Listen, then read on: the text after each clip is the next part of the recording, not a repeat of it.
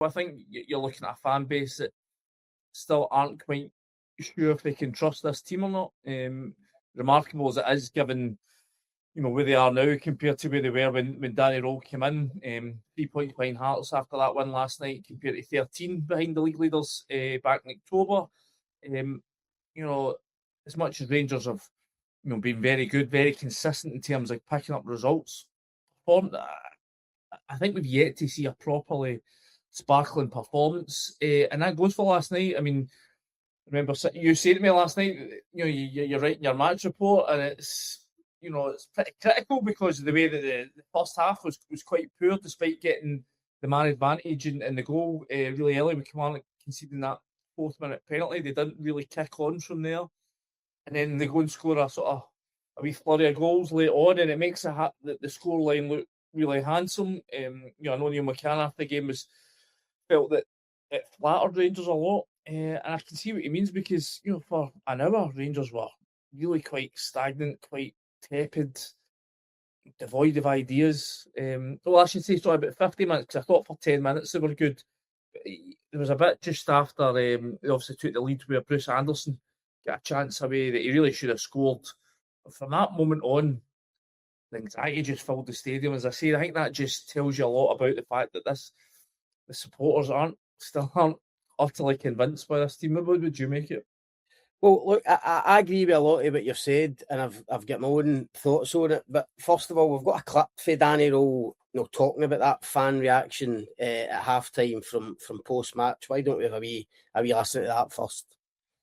There was maybe some frustration from supporters for the first half performance, but how much do you think the introduction of the new players, Ryan, Andreas and Tour, helped inject something in that second half? Yeah, I'm honest to you, I couldn't understand this. I must say this. I love our fans, really. But today I was really surprised. I think in the last couple of weeks we spoke about and we want to be together, and we need the crowd. We did very early in this first half. And then I was really surprised by this light shot then to give my players the right feeling for this game, the right instruction. What we saw today is that we have a strong bench now. I think this is crucial. This is a football, yeah. Some players start, and everyone knows the first 60 minutes, sometimes it's harder than the last 30 minutes. Great is that some players scored. We want to create confidence, give them minutes. Yeah, and it's the reason why I'm very, very proud of my group at the moment. It's not about me, not about my person, it's all about my group, because they deserved a lot of credit for what they did, because in some moments we forget very soon and very quick which position we were 10 weeks ago, and it was not me, it was my group who comes from a position where we are from 14 points now to 3 points. Maybe this deserves sometimes a little bit positive energy. And he looked and sounded as kind of, maybe angry is too strong a word, but as kind of frustrated as I've seen him. Foolish. Yeah. And clearly that fan reaction had an impact on him.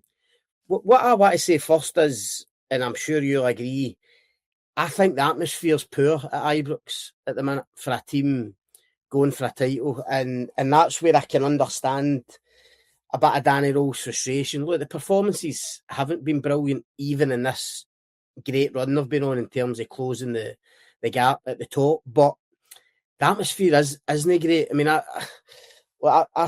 kind of grew up with Rangers kind of being in neck title races, and when you'd go to Ibrox, even those type of games like Kilmarnocks and Dunfermline's and St Mirren's and that, because the crowd knew it was so tense and it was so tight, they were right up for it for the beginning. I mean, the place was always bouncing when Rangers were going for a title.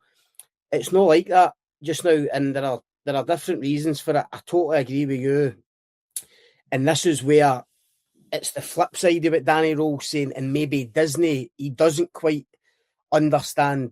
And what I mean by that is the pain that this Rangers support have suffered over the years. You said it earlier, the agony, the trauma. It's as if they've been psychologically scarred by what's going on. in the last two decades, when they've been really, apart from a couple of years, been starved of success. They've put their faith in so many managers and so many groups of players, and then invariably been let down. And you mentioned the word trust. I think that's bang on. They cannot allow themselves almost to trust Danny Rohl and to trust these players. And look, in terms of atmosphere, it's always a two-way street. And I'm a great believer in the players. The team really has to do their bit to get the fans going. And look, people might argue it should be the other way about. The fans might urge the team. And as I say, it is a kind of two-way street. But last night, the first half wasn't good enough. And I know Danny Rohl probably disagrees with that.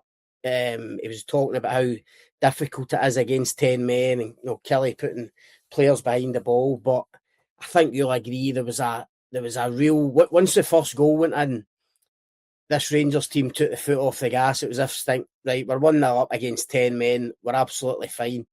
And they then lacked urgency, tempo, intensity. No, the way the first goal was obviously a penalty for James Tavernier, but the build-up, which led to the penalty decision, I thought was brilliant. And it was the real creativity that Rangers have lacked in recent weeks and have been crying out for. No, a brilliant pass for Jade Magoma into Mikey Moore inside. Moore, who was superb all night, is a great drive and run at the Kilmarnock defence, and then he produces a slide rule pass, beautifully weighted for Gassama, who'd got on the wrong side of Dom Thompson, gets hauled down and gets a penalty. So it was a brilliant start for Rangers, but then took the foot off the gas, and the crowd can sense that. And that's the thing Danny Rohl has to realise, is that this crowd, they have been through so much, good and bad, but they are educated. They know what a title-winning team looks like and